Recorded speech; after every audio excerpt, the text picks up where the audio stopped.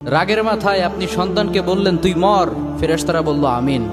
তোর ভবিষ্যৎ অন্ধকার, ফেরেশতারা বলল আমিন। রেগে মেগে আপনি আপনার মেয়েকে বললেন জীবনেও তোর কপালে স্বামীর ভাত জুটবে না, ফেরেশতারা আবারও বলল আমিন। আচ্ছা, আপনি না সেই ব্যক্তি যে তার নিজের জীবনের চাইতেও সন্তানকে বেশি ভালোবাসেন? আপনি না সেই ব্যক্তি যে তার সন্তানের জন্য হাসতে হাসতে নিজের জীবনটাও দিয়ে দিতে পারেন?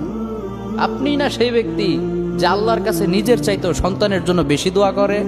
তাহলে কি করে নিজের হাতে নিজের সন্তানের এত বড় ক্ষতি করতে পারলেন? Doesn't make any sense. Common sense বলতে কিচ্ছু নাই আপনাদের? আপনারা কি জানেন না আপনাদের রাগের মাথায় বদদোয়া করাগুলো ফেরেশতারা আমিন বলে? দাওয়াতুল ওয়ালিদ আলা ওয়ালাদি, বাবা মা তার সন্তানের জন্য যেই দোয়া করে সেটা ভালো হোক কিংবা বদদোয়া হোক, আল্লাহ সেটাই কবুল করে নেয়। এজন্য খবরদার, নেভার কার্স ইউর চিলড্রেন। রাগের মাথায় কখনো সন্তানকে অভিশাপ করবেন না। খুব বেশি রাগ উঠে গেলে তার জন্য উল্টা